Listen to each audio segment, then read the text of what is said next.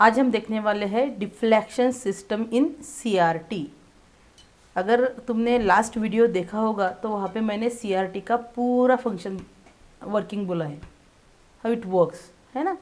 आज हमें देखना है कि अगर जो सीआरटी है उसके टाइप देखेंगे। समटाइम एग्ज़ाम में आता है कि what is deflection system in CRT और उसके टाइप एक्सप्लेन करो। So what is mean by deflection system, वो हमने लास्ट वीडियो में समझ लिया था कि डिफ्लेक्शन यानी कि हाउ अगर इलेक्ट्रॉन्स एक जगह जमा होते हैं, प्रोड्यूस होते हैं, तो उसको वहाँ से स्क्रीन तक लाने की जो प्रोसीजर रहती है उसको बोलते हैं डिफ्लेक्शन सिस्टम। सो यहाँ से यानी एक स्ट्रेट लाइन में एक फॉर्म में, जैसे कि स्क्रीन पे इमेज फॉर्म हो, ऐसा करके उसको एक पॉइंट से दूसरे पॉइंट तक लेके जाने को डिफ्लेक्शन सिस्टम बोलते हैं। उसके दो टाइप्स है।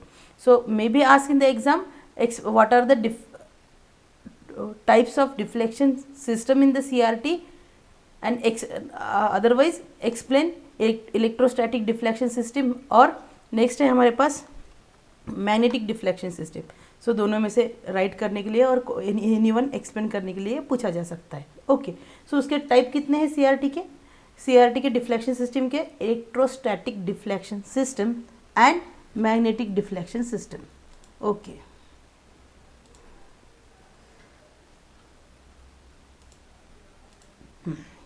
तो हम जैसे हमने सीआरटी का एक्सप्लेनेशन देखा है,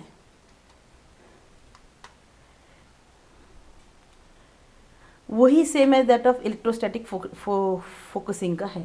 तो ये टॉपिक बहुत अच्छे से समझेगा अगर आपने लास्ट वाला वीडियो देखा होगा तो।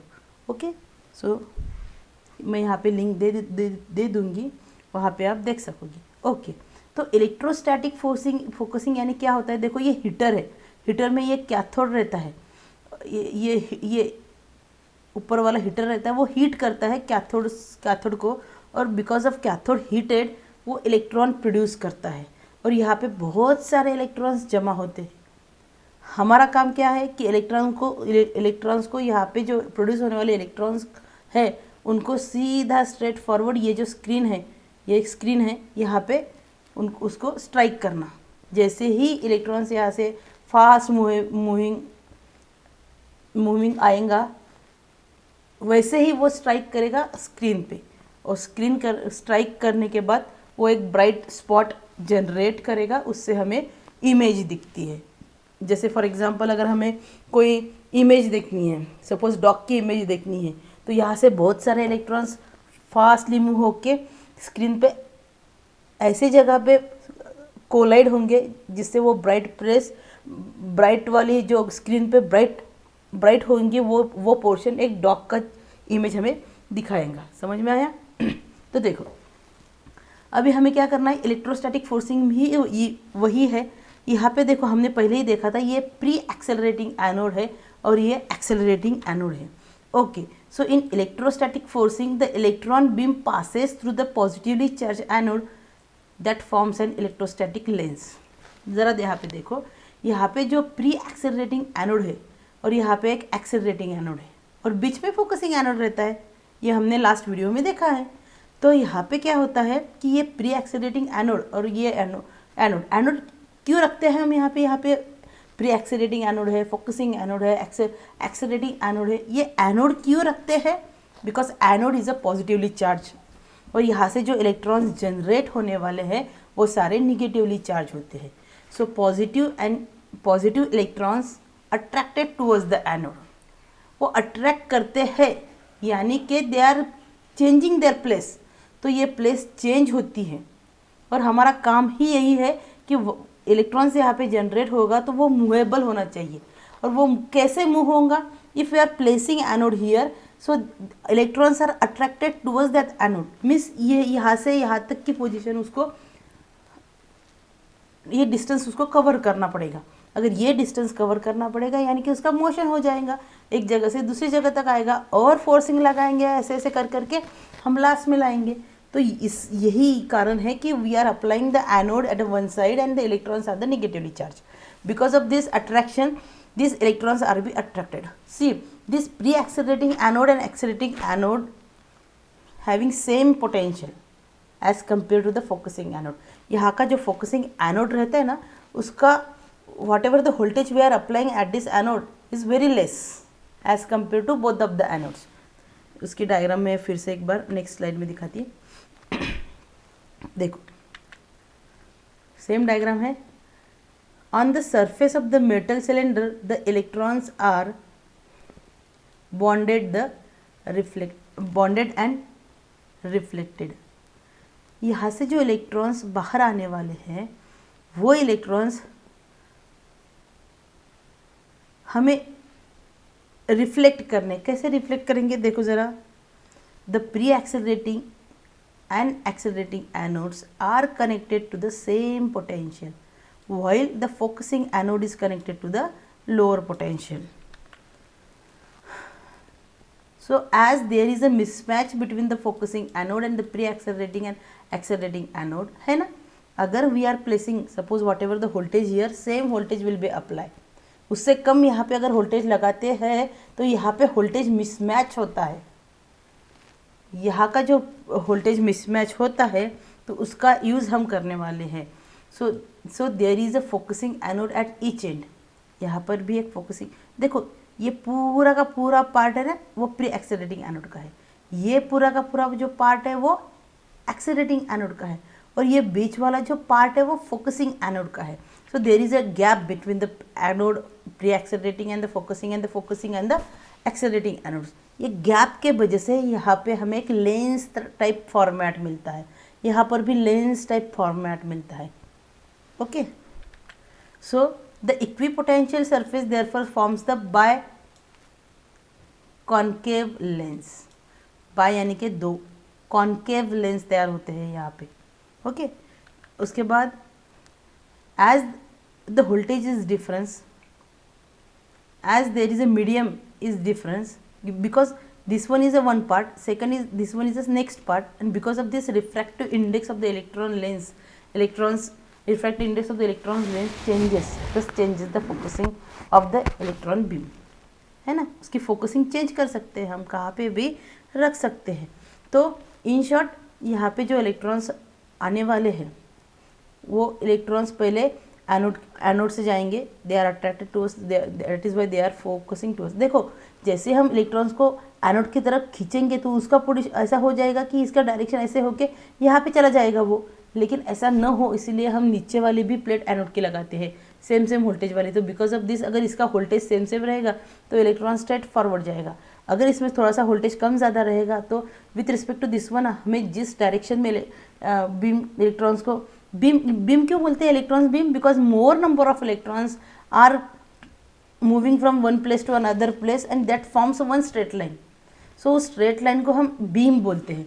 तो इस बीम को हम डाइवर्ट कर सकते हैं as we are changing the voltages. Okay, तो यहाँ पर अगर इलेक्ट्रॉन्स आने वाले हैं तो because of difference in the focusing anode and the pre accelerating anode यहाँ पे बेंड होते हैं, इलेक्ट्रॉन्स बेंड होते हैं उसके वजह से, और यहाँ से दूसरी लेंस से जब वो बाहर आएंगे तो एक फोकसिंग पॉइंट हमें मिलता है, and that is why we are getting the bright spot on the screen. आया समझ में? तो ये सेम एज दैट ऑफ हमारे CRT की जैसे इसका वर्किंग है वो हमें समझ में आ सकता है।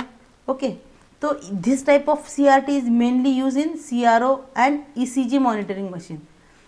जैसे फॉर एग्जांपल CRO एक इंस्ट्रूमेंट है, कैथोड रे ऑसिलोस्कोप एक इंस्ट्रूमेंट है, वो लेबोरेटरीज में यूज़ करते हैं, जैसे कॉलेज में अगर कहाँ पे प्रैक्टिकल रहता है तो वहाँ पे यूज़ होता है। ECG मॉनिटरिंग मेडिकल फील्ड में ऑपरेशन थिएटर के पास ICU में यूज़ होता है, वो ECG मॉनिटर रहता है। तो this type of deflection system यानी electrostatic deflection system is mainly used here. तो यहाँ पे हमें एग्जैक्टली क्या बोलना है, हमें यही बोलना है कि जो इलेक्ट्रॉन्स है वो कैसे स्क्रीन पे आएंगे।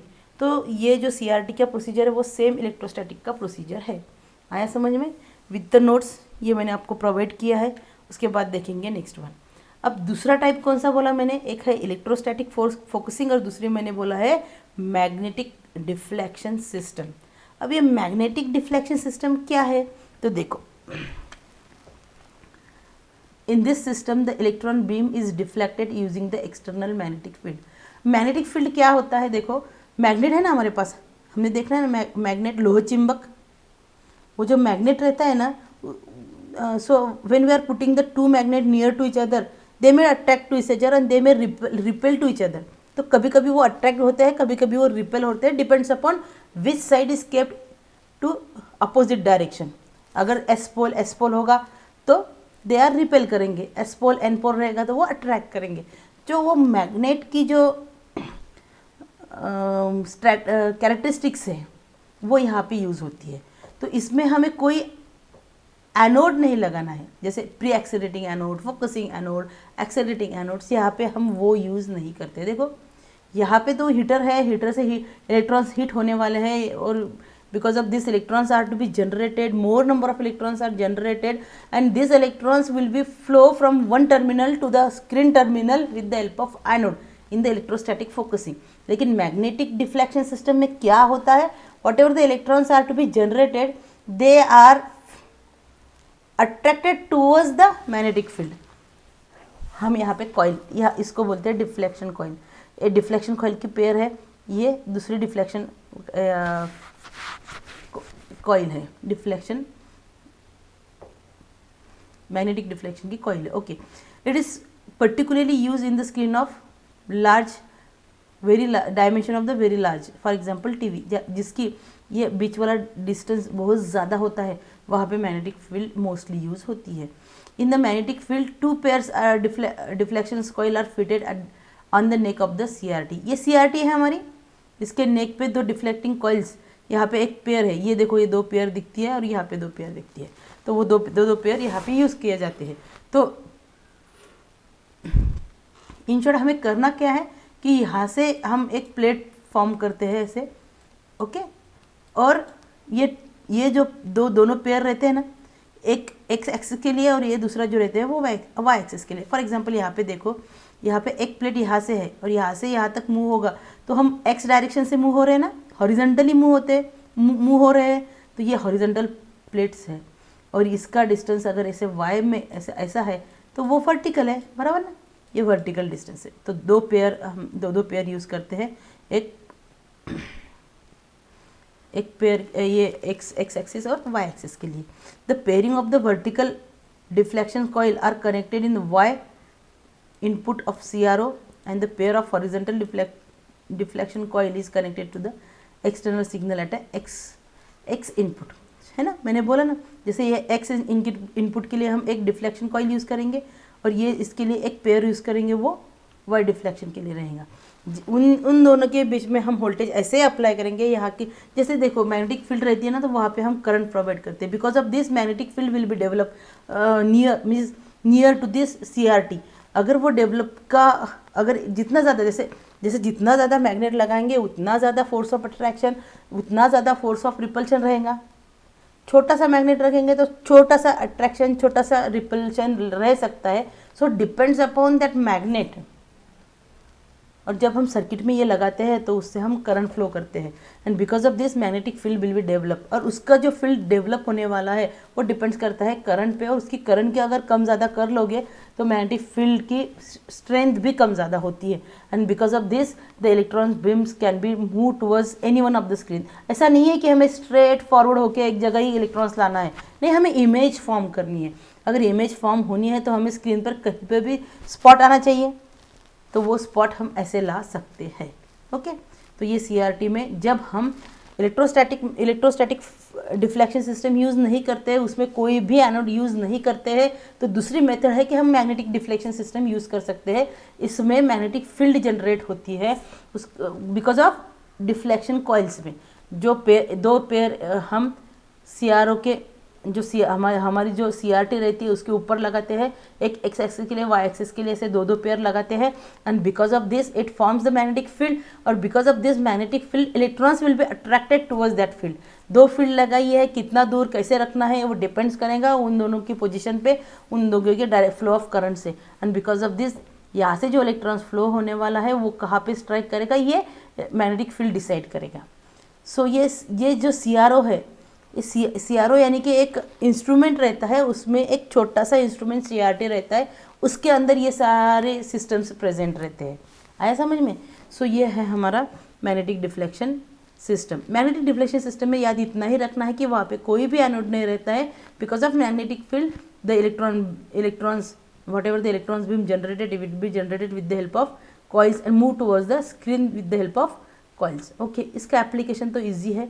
ये इसका एप्लीकेशन है टीवी स्क्रीन में मैक्सिमम यूज होता है, क्योंकि जहाँ पे maximum distance between the electrons generation cathode से और स्क्रीन के बीच में अगर ज़्यादा डिस्टेंस रहा तो ये सिस्टम यूज़ होती है।